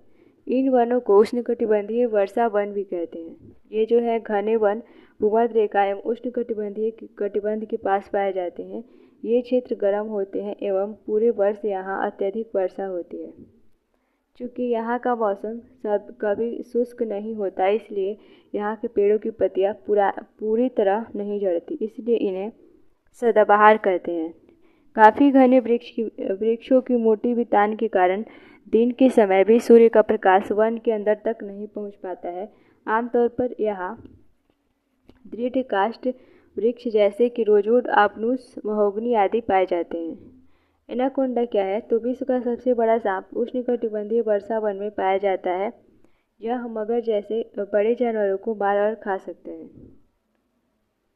ब्राज़ील के उष्णकटिबंधीय सदाबहार वन इतने विशाल हैं कि ये पृथ्वी के फेफड़े की तरह प्रतीत होते हैं। उष्णकटिबंधीय पर्णपाती वन क्या होता है? उष्णकटिबंधीय पर्णपाती वन मानसून वन होते हैं जो भारत, उत्तरी ऑस्ट्रेलिया एवं मध्य अमेरिका के बड़े हिस्से में पाए जाते हैं। इन क्षेत्रों में मौसमी परिवर्तन होते रहते हैं। जल संरक्षित रखने के लिए शुष्क मौसम में यहाँ के वृक्ष पत्तियाँ झाड़ देते हैं। इन वनों में पाए जाने वाले दृढ़ काष्ठ वृक्षों में साल, सागवान, नीम तथा शीशम है। दृढ़ काष्ठ वृक्ष फर्नीचर, यातायात एवं निर्माण सामग्री बनाने के लिए बहुत उपयोगी होते हैं। इन प्रदेशों में आमतौर पर पाए जाने वाले जानवर हैं बाघ, शेर, हाथी, गोल्डन लंगूर एवं बंदर। शीतोष्ण सदाबहार वन क्या होते हैं? शीतोष्ण सदाबहार वन मध्य अक्षांश के तटीय प्रदेशों में स्थित हैं। ये सामान्यतः महाद्वीपों के पूर्वी किनारों पर पाए जाते हैं, जैसे कि दक्षिण पूर्वी अमेरिका, दक्षिण चीन एवं दक्षिण पूर्वी ब्राज़ील। यहाँ जो है बाज, चीड़ एवं यूकैलिप्टस जैसे दृढ़ एवं मुलायम दोनों प्रकार के पेड़ पाए जाते हैं। शीतोष्ण पर्णपाती वन क्या होते हैं? उच्च अक्षांशों की ओर बढ़ने पर अधिक शीतोष्ण पर्णपाती वन मिलते हैं। ये उत्तर पूर्वी अमेरिका, चीन, न्यूजीलैंड, चिली एवं पश्चिम यूरोप के तटीय प्रदेशों में पाए जाते हैं। ये अपनी पत्तियां शुष्क मौसम में झाड़ देते हैं। यहाँ पाए जाने वाले पेड़ हैं बांज, एस, बीच आदि। हिरन, लोमड़ी, भेड़िए यहाँ के आम जानवर हैं। फिजेट तथा मुनार जैसे पक्षी भी यहाँ पाए जाते हैं। भूमध्य सागरीय वन क्या होते हैं? ये जो है भूमध्य सागरीय वृक्ष शुष्क ग्रीष्म ऋतु में स्वयं को ढाल लेते हैं। उनकी मोटी छाल एवं पत्तियां जो है वाष्पोत्सर्जन को रोकती है। भूमध्य सागरीय प्रदेशों को फलों की कृषि के कारण विश्व का फलों उद्यान भी कहा जाता है। आप जान चुके हैं कि महाद्वीपों के पूर्व एवं उत्तर पूर्वी किनारों के अधिकांश भाग शीतोष्ण सदाबहार एवं पर्णपाती पेड़ों से ढके हैं। महाद्वीपों के पश्चिम एवं दक्षिण पश्चिम किनारे भिन्न हैं। यहाँ जो है भूमध्य वनस्पतियाँ पाई जाती है। यह अधिकतर यूरोप, अफ्रीका एवं एशिया के भूमध्य सागर के समीप वाले प्रदेश में पाई जाती है, इसलिए इसका यह नाम पड़ा। ये वनस्पतियाँ भूमध्य सागर के बाहरी प्रदेशों जैसे संयुक्त राज्य अमेरिका की कैलिफोर्निया, दक्षिण पश्चिम अफ्रीका,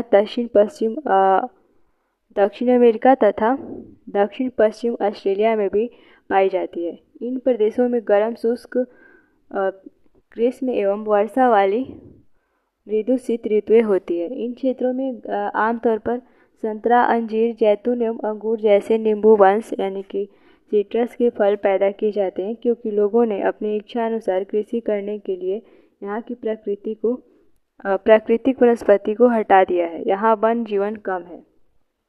शंकुधारी वन क्या होते हैं? उत्तरी गोलार्ध के उत्तर अक्षांश 50 डिग्री से 70 डिग्री में भव्य शंकुधारी वन पाए जाते हैं।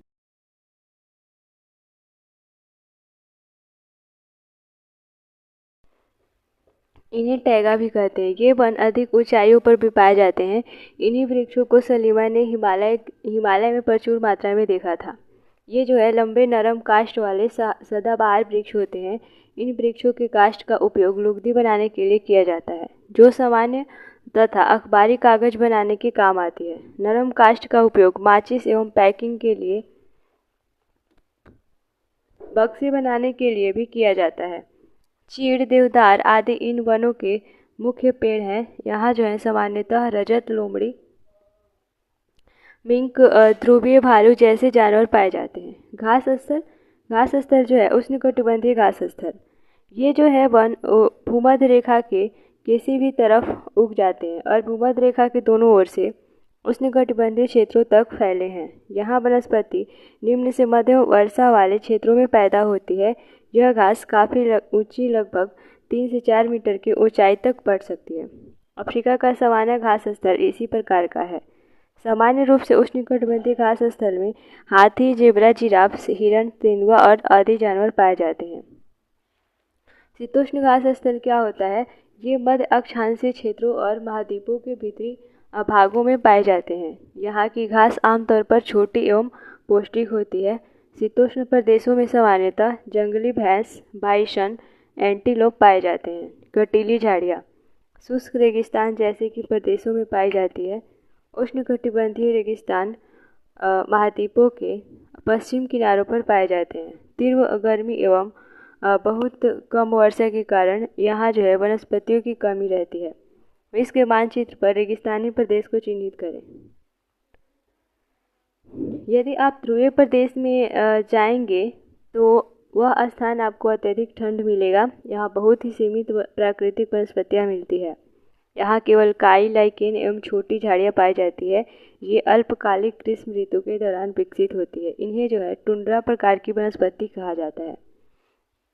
ये वनस्पतियाँ यूरोप, एशिया एवं उत्तरी अमेरिका के ध्रुवीय प्रदेशों में पाई जाती है। यहाँ के जानवरों के शरीर पर मोटा फर एवं मोटी चमड़ी होती है जो उन्हें ठंडी जलवायु में सुरक्षित रखती हैं।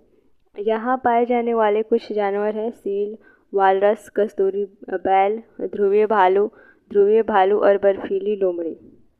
सलीमा के पिता ने कुछ घने वनों के चित्र दिखाए। कुछ चित्रों में सलीमा ने देखा कि लोग वृक्षों को काटकर वनों को साफ कर रहे हैं। उसके पिता ने बताया कि स्थानीय लोग कृषि एवं आवास के लिए स्थान चाहते थे, इसलिए उन्होंने वनों को साफ कर दिया।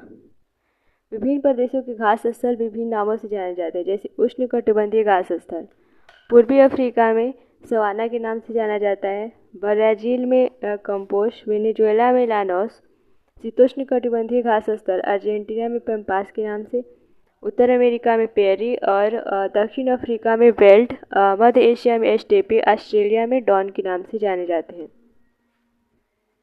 अब हम मानवीय पर्यावरण, बस्तियाँ, परिवहन एवं संचार के बारे में समझने वाले हैं। बस्तियाँ जो है वे स्थान है जहाँ लोग अपने लिए घर बनाते हैं। प्रारंभिक मनुष्य वृक्षों एवं गुफाओं में निवास करते थे। जब उन्होंने फसलें उगाना आरंभ किया तो उनके लिए एक जगह अस्थायी घर बनाना आवश्यक हो गया। बस्तियों का विकास नदी घाटियों के निकट हुआ क्योंकि वहाँ पर्याप्त मात्रा में जल उपलब्ध था एवं उपजाऊ थी। व्यापार, वाणिज्य एवं विनिर्माण के विकास के साथ ये मानव बस्तियाँ बड़ी होती गई।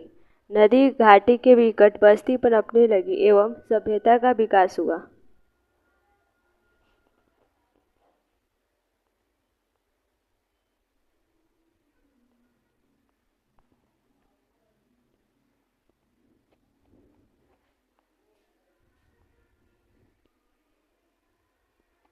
क्या आपको सिंधु, टिग्रिस, नील एवं हवांग ही नदियों के किनारे विकसित हुई सभ्यताओं के नाम याद है? बस्तियाँ अस्थायी या अस्थायी हो सकती है। जो कि बस्तियाँ कुछ समय के लिए बनाई जाती है उन्हें अस्थायी बस्तियाँ कहते हैं। घने जंगलों, गर्म एवं ठंडे रेगिस्तानों तथा पर्वतों के निवास अक्सर अस्थायी बस्तियों में रहते हैं। वे अखेट संग्रहण और स्थानांतरित कृषि एवं ऋतु प्रवास करते हैं। यद्यपि अधिकांश बस्तियाँ आज अस्थायी बस्तियाँ हैं। इन बस्तियों में लोग रहने के लिए घर बनाते हैं। आदर्श बसाव स्थान के चयन के लिए प्राकृतिक दशा है। अनुकूल जलवायु, जल की उपलब्धता, उपयुक्त भूमि, उपजाऊ मिट्टी। वे स्थान जहाँ भवन अथवा बस्तियाँ विकसित होती है उसे बसाव स्थान कहते हैं। परिवहन क्या होता है? तो परिवहन लोगों एवं सामान के आवागमन के साधन होते हैं। पुराने समय में अधिक दूरी की यात्रा करने में अत्यधिक समय लगता था। उस समय लोग पैदल चलते थे एवं अपने सामान को ढोने के लिए पशुओं का उपयोग करते थे। पहिए की खोज के परिवहन आसान हो गया। समय के साथ परिवहन के विभिन्न साधनों का विकास होता गया, लेकिन आज भी लोग परिवहन के लिए पशुओं का उपयोग करते हैं। हमारे देश में जो है सामान्यतः गधे, खच्चर, बैल एवं ऊँट का उपयोग किया जाता है। दक्षिणी अफ्रीका में एंडीज पर्वत के क्षेत्र में लामा का उपयोग उसी तरह होता है जैसे तिब्बत में याक का उपयोग होता है। प्रारंभ में अन्य देश के व्यापारियों को भारत पहुंचने में अनेक महीने लग जाते थे। ये समुद्री मार्ग से या थलीय मार्ग से आते थे। हवाई यात्रा ने परिवहन को दूर बना दिया है। आज भारत से यूरोप की यात्रा करने में केवल 6 से 8 घंटे का समय लगता है। इस प्रकार परिवहन के आधुनिक साधन समय एवं ऊर्जा की बचत करते हैं। सड़क मार्ग क्या था?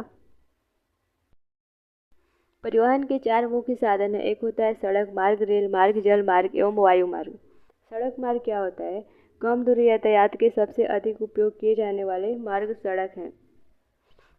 सड़कें पक्की एवं कच्ची हो सकती है। मैदानी क्षेत्रों में सड़कों का घना जाल बिछा है। मरुस्थलों, वनों एवं ऊंचे पर्वत जैसे स्थानों पर भी सड़कें बनी हुई है। हिमालय पर्वत व मनाली लेह राजमार्ग विश्व के सबसे ऊंचे सड़क मार्गों में से एक है। भूमिगत सड़कों को भूमिगत मार्ग कहते हैं। फ्लाईओवर उत्थित संरचनाओं के ऊपर बनाए जाते हैं। रेल मार्ग क्या होता है?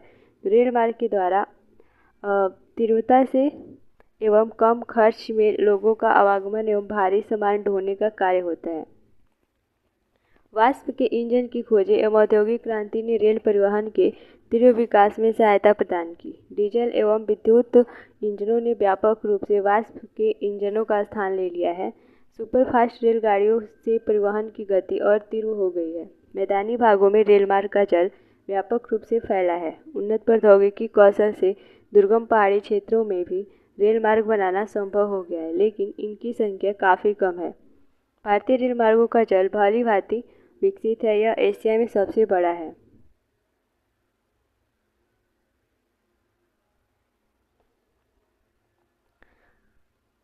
ट्रांस साइबेरियन रेलमार्ग विश्व में जो है सबसे लंबा रेलमार्ग है, जो पश्चिमी रूस में सेंट पीटर्सबर्ग से प्रशांत महासागरीय तट पर स्थित व्लादिवोस्तोक तक जाता है। भारत में अनेक राष्ट्रीय एवं राजमार्ग हैं। भारत में जो एक्सप्रेसवे का निर्माण नवीनतम है। स्वर्ण चतुर्भुजीय महामार्ग दिल्ली, मुंबई, चेन्नई और कोलकाता को जोड़ता है। जलमार्ग आप पहले पढ़ चुके हैं कि प्रारंभिक समय में परिवहन के लिए जलमार्ग का उपयोग किया जाता था। अधिक दूरी में भारी एवं बड़े आकार वाले सामानों को ढोने के लिए जलमार्ग सबसे सस्ता साधन होता है। ये जो है मुख्यतः दो प्रकार के होते हैं, एक अंतर्देशीय जलमार्ग और एक समुद्री जलमार्ग। नावें, नदियों एवं झीलों का उपयोग अंतर्देशीय जलमार्ग के लिए होता है। कुछ महत्वपूर्ण अंतर्देशीय जलमार्ग हैं: गंगा ब्रह्मपुत्र नदी तंत्र, उत्तरी अमेरिका में ग्रेट लेक एवं अफ्रीका में नील नदी। समुद्री एवं महासागरीय मार्गों का उपयोग सामान्यतः व्यापारिक माल एवं सामान को एक देश से दूसरे देश में पहुंचाने के लिए करते हैं। ये मार्ग जो है पत्तों से जुड़े होते हैं। विश्व के कुछ महत्वपूर्ण पत्तन हैं: एशिया में सिंगापुर एवं मुंबई, उत्तर अमेरिका में न्यूयॉर्क, लॉस एंजिल्स और दक्षिण अमेरिका में रियो डी जेनेरियो, अफ्रीका में डरबन एवं केप टाउन, ऑस्ट्रेलिया में सिडनी, यूरोप में लंदन। अब हम वायुमार्ग, जैसे कि 20वीं सदी के आरंभ में विकसित यह परिवहन का सबसे तीव्र मार्ग है। ईंधन की लागत अधिक होने के कारण यह सर्वाधिक महंगा साधन है। वायु यातायात खराब होना, मौसम और जैसे कि कोहरे एवं तूफान से यह खूब प्रभावित होता है। यह यातायात का अकेला साधन है जो सर्वाधिक दुर्गम एवं दुरूह स्थानों तक पहुंच सकता है, विशेष रूप से जहां सड़क एवं रेलमार्ग नहीं है। हेलीकॉप्टर अगम्य स्थानों एवं संकटकालीन स्थितियों में लोगों को बचाने एवं भोजन, जल, कपड़े एवं दवाएं बांटने के लिए एक बहुत ही उपयोगी साधन है। कुछ महत्वपूर्ण हवाई पत्तन है: Delhi, Mumbai, New York, London, Paris, Frankfurt एवं काहिरा। संचार जो है दूसरों के पास तक सूचना पहुंचाने की प्रक्रिया है। तकनीकी विकास के साथ मानव ने संचार के नए एवं तीव्र साधनों को विकसित कर लिया है। संचार के क्षेत्र में विकास के विश्व में सूचना क्रांति आई है। सूचना प्रदान करने के लिए शिक्षा तथा मनोरंजन के लिए संचार के विभिन्न साधनों का उपयोग होता है। समाचार पत्रों, रेडियो एवं टेलीविज़न के द्वारा हम बड़ी संख्या में लोगों के साथ संचार कर सकते हैं, इसलिए इनको जनसंपर्क माध्यम कहते हैं। सैटेलाइट से संचार में तीव्रता आई है। तेल की खोज, वनों का सर्वेक्षण, भूमिगत जल, खनिज संपदा, मौसम पूर्वानुमान एवं आपदा जो है पूर्व चेतावनी आदि में सैटेलाइट सहायक होते हैं। अब हम इंटरनेट के माध्यम से इलेक्ट्रॉनिक मेल या ईमेल भेज सकते हैं। आज सेलुलर फ़ोन के द्वारा बेतार टेलीफोन संचार अत्यधिक लोकप्रिय हो चुका है। इंटरनेट के माध्यम से विश्व भर में केवल सूचना एवं परस्पर समीपता ही नहीं मिलती, अपितु इनसे हमारा जीवन अधिक सुखमय भी बन गया है। अब हम घर बैठे ही रेल, हवाई जहाज एवं सिनेमा या होटल तक के लिए टिकट आरक्षित करवा सकते हैं। संपूर्ण विश्व में इस प्रकार लोगों एवं सेवाओं तथा संस्थाओं के बीच तीव्र गति से आपसी संपर्क संभव होने के कारण आज एक आज हम एक बृहद समाज के रूप में विकसित हो रहे हैं। अब हम चैप्टर नंबर 8 मानव पर्यावरण अनन्य क्रिया उष्णकटिबंधीय एवं उपोष्ण प्रदेश को समझने वाले हैं। सबसे पहले हम समझेंगे अमेजन बेसिन में जीवन को। अमेजन बेसिन के विषय में जानने से पहले हम उष्णकटिबंधीय प्रदेश के बारे में समझते हैं।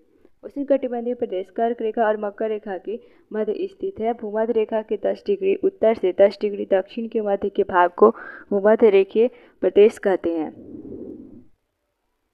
अमेजन जो है नदी इसी प्रदेश से होकर के गुजरती है। यह पश्चिमी पर्वतों से निकलकर पूर्व में अंत महासागर में कैसे पहुंचती है। जिस स्थान पर कोई नदी किसी अन्य जल राशि में मिलती है उसे नदी का मुहाना कहते हैं। अमेजन नदी में बहुत सारी सहायक नदियां मिलकर अमेजन बेसिन का निर्माण करती है और यह नदी बेसिन ब्राज़ील के भागों, पेरू के कुछ भागों, बोलिविया, इक्वाडोर, कोलंबिया एवं वेनेजुएला के छोटे भाग में अपवाहित होती है। सहायक नदियाँ यह जो है छोटी नदियाँ होती है जो मुख्य नदी में मिलती है। मुख्य नदियाँ अपनी सहायक नदियों के साथ जिस क्षेत्र में पानी को बहाकर ले जाती है वह उसका बेसिन अथवा जल संग्रहण क्षेत्र कहा जाता है। अमेजन बेसिन विश्व का जो है सबसे बड़ा नदी बेसिन है। जब स्पेन के अन्वेषकों ने इस नदी की खोज की तब सिर पर सुरक्षा कवच यानी कि हेड गियर एवं घास के एस्कॉर्ट पहने कुछ स्थानीय आदिवासियों ने उन पर आक्रमण किया। इन आक्रमणकारियों ने उन्हें प्राचीन रोमन साम्राज्य के अमेजोन्स नामक महिला योद्धाओं के आक्रामक समूह की याद दिला दी। इस प्रकार यहाँ का नाम अमेजन पड़ा। जलवायु जैसे कि आप सब जानते हैं कि अमेजन बेसिन भूमध्य रेखा के आसपास फैला है और पूरे वर्ष यहाँ गर्म एवं नम जलवायु रहती है। यहाँ का मौसम दिन एवं रात दोनों ही समय लगभग समान रूप से गर्म एवं आर्द्र होता है तथा शरीर में चिपचिपाहट महसूस होती है। इस प्रदेश में लगभग प्रतिदिन वर्षा होती है और वह बिना किसी पूर्व चेतावनी के दिन का तापमान उच्च एवं आर्द्रता अति उच्च होती है। रात के समय तापमान कम हो जाता है लेकिन आर्द्रता वैसी ही बनी रहती है। वन क्या होता है? इन प्रदेशों में अत्यधिक वर्षा के कारण यहाँ की भूमि पर सघन वन उग जाते हैं। वह इतने सघन होते हैं कि पत्तियों तथा शाखाओं से छत सी बन जाती है, जिसके कारण सूर्य का प्रकाश धरातल तक नहीं पहुँच पाता है। यहाँ की भूमि प्रकाश रहित एवं नम बनी रहती है। यहाँ केवल वही वनस्पति पनप सकती है जिसमें कि छाया में बढ़ने की क्षमता हो। परजीवी पौधों के रूप में यहाँ आर्किड एवं ब्रोमीलाइड पैदा होते हैं। वर्षा वन में प्राणी जाति की प्रचुरता होती है। टुकन, गुंजन पक्षी, रंगीन पक्षती वाले मकोआ एवं भोजन के लिए बड़ी चोंच वाले विभिन्न प्रकार के पक्षी जो भारत में पाए जाने वाले सामान्य पक्षियों से भिन्न होते हैं यहाँ पाए जाते हैं। प्राणियों में बंदर, स्लॉथ एवं चींटी खाने वाले टैपिर भी यहाँ पाए जाते हैं। सांप एवं सरीसृप की विभिन्न प्रजातियाँ भी इन वनों में पाई जाती है। मगर सांप, अजगर तथा एनाकोंडा एवं बुआ कुछ ऐसी ही प्रजातियाँ हैं। इसके अतिरिक्त हजारों कीड़े मकोड़े भी इस बेसिन में निवास करते हैं। मांस खाने वाली पिरान्या, मत्स्य समेत मछलियों की विभिन्न प्रजातियों भी अमेजन नदी में पाई जाती है। इस प्रकार जीवों की विविधता की दृष्टि से यह बेसिन असाधारण रूप से समृद्ध है। वर्षा वन के निवासी यहाँ के लोग छोटे से क्षेत्र में वन के कुछ वृक्षों को काटकर अपने भोजन के लिए फसल उगाते हैं। यहाँ के पुरुष शिकार करते हैं तथा नदी में मछली पकड़ते हैं, जबकि महिलाएं फसलों का ध्यान रखती है। वे मुख्यतः टेपियोका, अनानास एवं शकरकंद उगाते हैं क्योंकि मछली या शिकार मिलना अनिश्चित होता है। ऐसे में महिलाएं ही अपनी उगाई साग सब्जियों से अपने परिवार का भरण पोषण करती है। वे कर्तन एवं दहन कृषि पद्धति का प्रयोग करते हैं। इनका जो है मुख्य आहार मैन्योक है, जिसे कि कसावा भी कहते हैं, तथा यह आलू की तरह जमीन के अंदर पैदा होती है। ये चींटियों की रानी एवं अंडकोश भी खाते हैं। कॉफ़ी, मक्का एवं कोको जैसी नकदी फसल भी यहाँ उगाई जाती है। वर्षा वन अत्यधिक मात्रा में घरों के लिए लकड़ी प्रदान करते हैं। कुछ परिवार मधुमक्खी के छत्ते के आकार वाले छप्पर के घरों में रहते हैं, जबकि कुछ लोग मलोका कहे जाने वाले बड़े अपार्टमेंट जैसे घरों में रहते हैं, जिनकी छत तीरों ढलान वाली होती है। अमेज़न बेसिन के लोगों का जीवन धीरे धीरे बदल रहा है। पुराने समय में वन के अंदर पहुंचने के लिए नदी मार्ग ही एकमात्र उपाय था। 1970 में ट्रांस अमेजन महामार्ग बनने से वर्षा वन के सभी भागों तक पहुंचना संभव हो गया। अनेक स्थानों पर पहुंचने के लिए हवाई जहाज़ों तथा हेलीकॉप्टरों का उपयोग किया जाता है। इस प्रक्रिया के फलस्वरूप वहां की मूल आबादी को उस क्षेत्र से बाहर निकलकर नए क्षेत्र में बसना पड़ा, जहां वे अपने पौराणिक तरीकों से खेती करते रहे। विकास की गतिविधियों के कारण जैविक विविधता वाले वर्षा वन धीरे धीरे नष्ट हो रहे हैं। ऐसा अनुमान है कि प्रति वर्ष अमेज़न बेसिन के वर्षा वन का बड़ा भाग लुप्त होता जा रहा है। आप देख सकते हैं कि वर्षा वनों के लुप्त होने से व्यापक प्रभाव होता है। वर्षा के कारण मिट्टी की ऊपरी परत बह जाती है एवं सघन एवं बंजर भूमि में बदल जाता है। कर्तन एवं दहन की पद्धति में किसान पहले वृक्षों एवं झाड़ियों को काटकर भूमि साफ करते हैं, फिर इनको जलाया जाता है, जिससे कि पोषक तत्व मिट्टी में मिल जाते हैं। इस साफ भूमि पर कुछ वर्षों तक फसल पैदा की जाती है। जमीन के इस टुकड़े के बार बार प्रयोग से मिट्टी में पोषक तत्वों का अभाव हो जाता है, इसलिए इस टुकड़े को छोड़ दिया जाता है। इसके बाद फसल उगाने के लिए किसी दूसरे स्थान को साफ किया जाता है।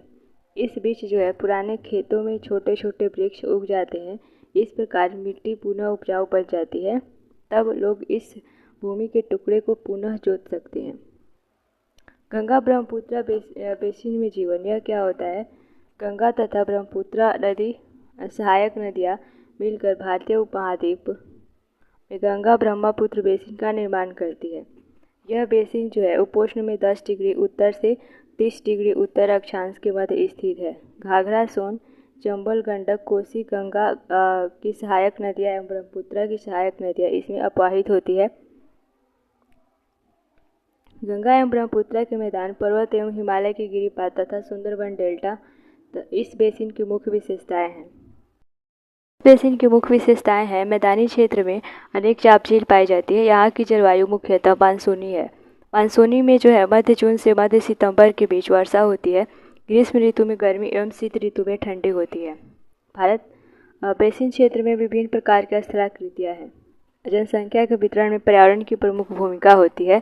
तीव्र ढाल वाले पर्वतीय क्षेत्र बसने के लिए प्रतिकूल है, अतः गंगा ब्रह्मपुत्र बेसिन के पर्वतीय क्षेत्र में कम लोग रहते हैं। मानव प्रवास के लिए मैदानी क्षेत्र सबसे उपयुक्त है, अतः जहाँ जनसंख्या घनत्व अधिक है यहाँ की मिट्टी उपजाऊ है।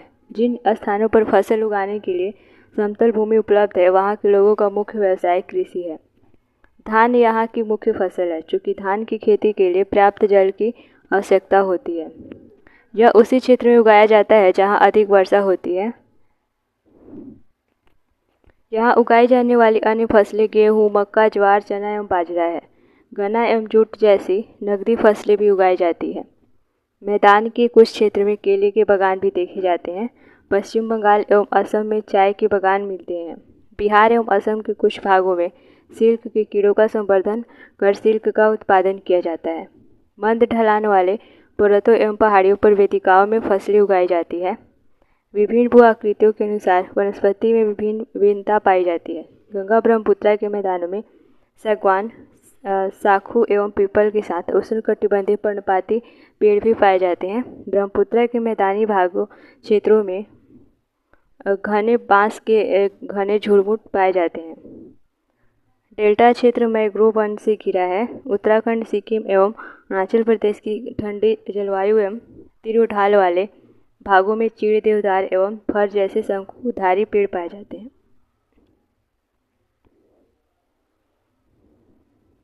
बेसिन में विविध प्रकार के वन्यजीव पाए जाते हैं।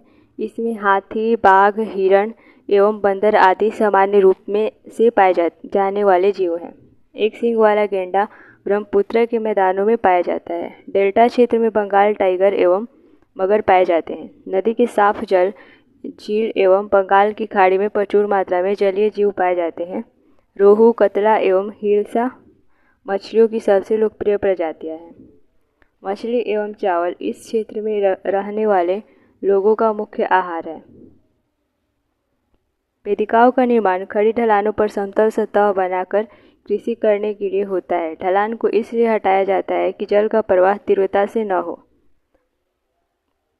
गंगा एवं ब्रह्मपुत्र नदी के अलवन जल में एक प्रकार की डॉल्फिन पाई जाती है जिसे स्थानीय भाषा में सुसु कहा जाता है अथवा अंधी डॉल्फिन। सुसु की उपस्थिति से जल की शुद्धता का पता चलता है।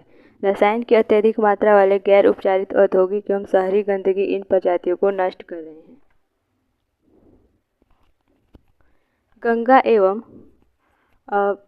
गंगा ब्रह्मपुत्र के मैदानों में कई बड़े शहर एवं कस्बे स्थित हैं। इलाहाबाद, कानपुर, वाराणसी, लखनऊ, पटना एवं कोलकाता जैसे 10 लाख से अधिक आबादी वाले शहर जो हैं गंगा नदी के तट पर स्थित हैं। इन शहरों तथा यहाँ स्थित उद्योगों का गंदा पानी बहकर नदी में ही जाता है, जिससे कि नदी प्रदूषित होती है। बेसिन में यातायात का सुविकसित तंत्र उपस्थित है। आप देख सकते हैं कि गंगा ब्रह्मपुत्र बेसिन में यातायात के 4 मार्ग सुविकसित हैं। मैदानी इलाकों के लोग सड़क मार्ग एवं रेल मार्ग के द्वारा एक स्थान से दूसरे स्थान तक जाते हैं। नदी के तटीय क्षेत्रों में जल मार्ग यातायात का प्रभावशाली माध्यम है। कोलकाता हुगली नदी पर स्थित एक महत्वपूर्ण पत्तन है। मैदानी क्षेत्र में कई बड़े हवाई पत्तन भी स्थित हैं। पर्यटन इस बेसिन की एक महत्वपूर्ण प्रक्रिया है। आगरा में यमुना के किनारे स्थित ताजमहल, इलाहाबाद में गंगा एवं यमुना नदी का संगम, उत्तर प्रदेश एवं बिहार में बौद्ध स्तूप, लखनऊ का इमामबाड़ा, असम का काजीरंगा एवं मानस वन प्राणी अभयारण्य तथा अरुणाचल प्रदेश की विशिष्ट जनजातीय संस्कृति जैसे कई दर्शनीय स्थल हैं। जीवन गर्म रेगिस्तान सहारा। चैप्टर नंबर 9 विश्व एवं अफ्रीका उपमहाद्वीप के मानचित्र को देखिए। उत्तरी अफ्रीका के बड़े भूभाग पर फैले सहारा के रेगिस्तान का पता लगाएं। यह विश्व का सबसे बड़ा रेगिस्तान है। यह लगभग 8.54 लाख वर्ग किलोमीटर के क्षेत्र में फैला हुआ है। सहारा रेगिस्तान 11 देशों से घिरा हुआ है। ये देश हैं अल्जीरिया, चाड, मिस्र, लीबिया, माली, मैरितानिया, मोरक्को, नाइजर, सूडान, ट्यूनीशिया एवं पश्चिम सहारा। रेगिस्तान के बारे में सोचते समय आपके मस्तिष्क में तुरंत ही रेत का दृश्य उभरता है, परंतु सहारा मरुस्थल बालू की विशाल परतों से ढका हुआ ही नहीं, वरन वहाँ जो है बजरी के मैदान और नग्न चट्टानी सतह वाले उत्थित पहाड़ भी पाए जाते हैं। ये चट्टानी सतह कुछ स्थानों पर 2500 मीटर से भी अधिक ऊंची है। जलवायु। और सहारा रेगिस्तान की जलवायु अत्यधिक गर्म एवं शुष्क है। यहाँ की वर्षा ऋतु अल्पकाल के लिए होती है। यहाँ आकाश बादल रहित एवं निर्मल होता है। यहाँ जो है नमी संचय होने की अपेक्षा तेजी से वाष्पित हो जाती है। दिन अविश्वसनीय रूप से गर्म होते हैं। दिन के समय तापमान 50 डिग्री सेल्सियस से ऊपर पहुँच जाता है, जिससे रेत एवं नग्न चट्टानें अत्यधिक गर्म हो जाती है। इसके ताप का विकिरण होने से चारों तरफ सब कुछ गर्म हो जाता है। रातें अत्यधिक ठंडी होती है तथा तापमान गिरकर हिमांक बिंदु लगभग 0 डिग्री सेल्सियस तक पहुंच जाता है।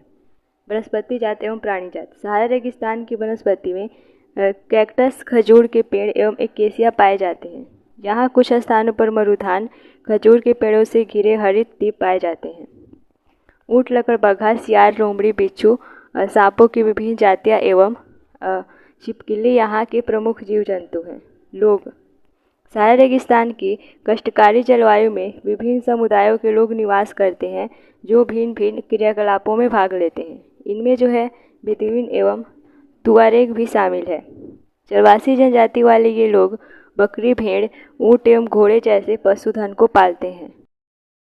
इन पशुओं से इन लोगों को दूध मिलता है। इनकी खाल से ये पेटी, जूते, पानी की बोतल बनाने के लिए चमड़ा प्राप्त करते हैं तथा पशुओं के बालों का उपयोग चटाई, कालीन, कपड़े एवं कंबल बनाने के लिए होता है। धूल भरी आंधियों एवं गर्म वायु से बचने के लिए ये लोग भारी वस्त्र पहनते हैं।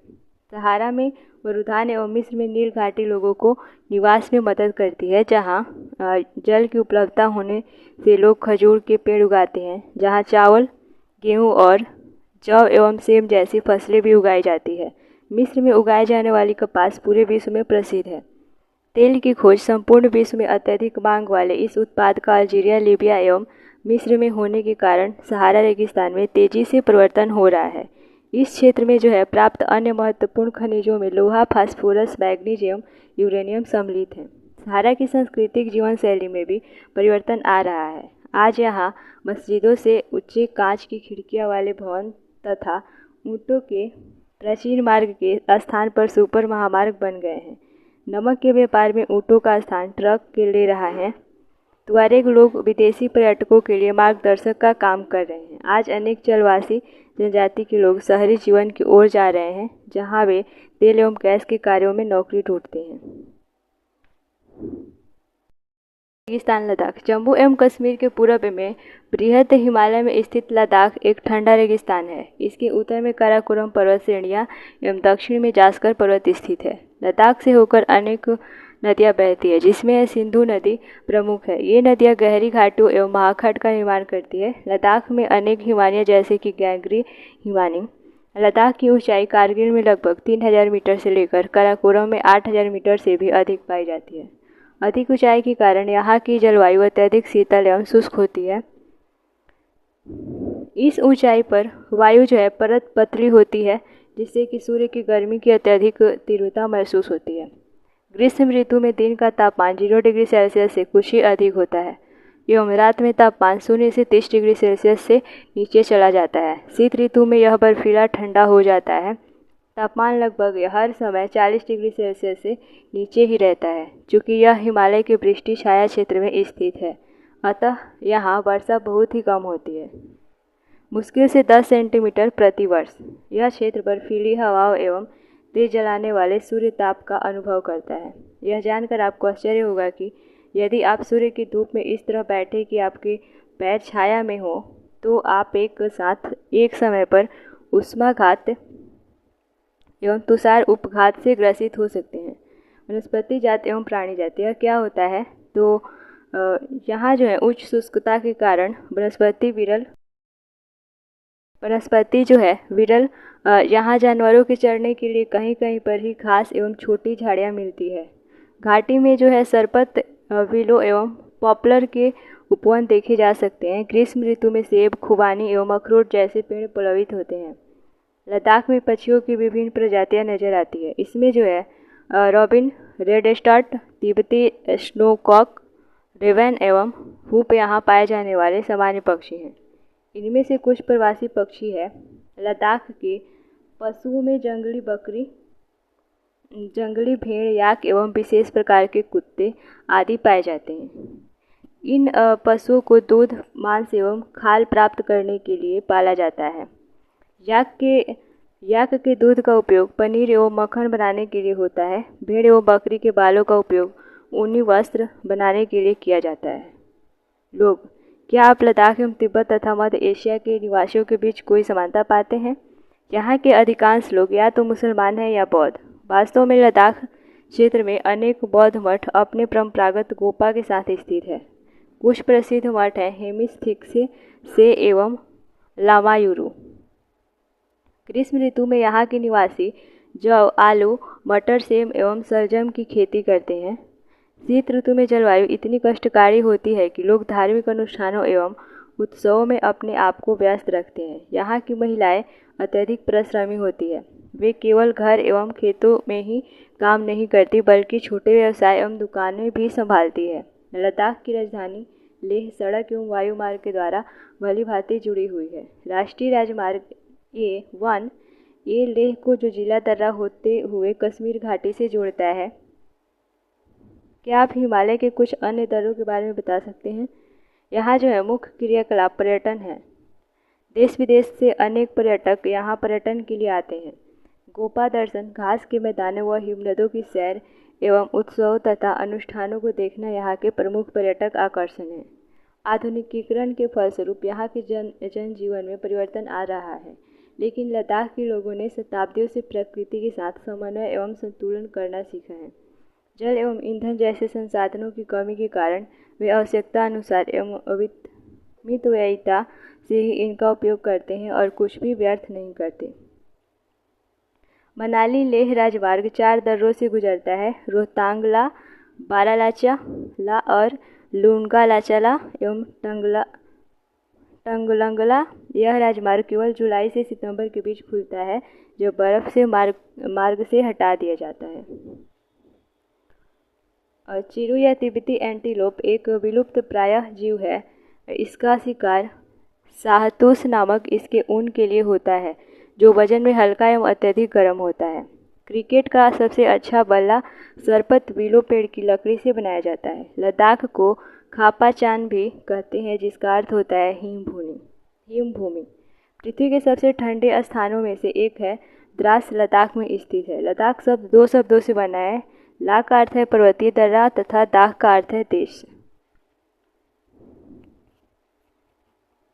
सहारा के अल अजीजा क्षेत्र में, जो त्रिपोली लीबिया के दक्षिण भाग में स्थित है, यहाँ का सबसे अधिक तापमान 1922 में 57.7 डिग्री सेल्सियस दर्ज किया गया है।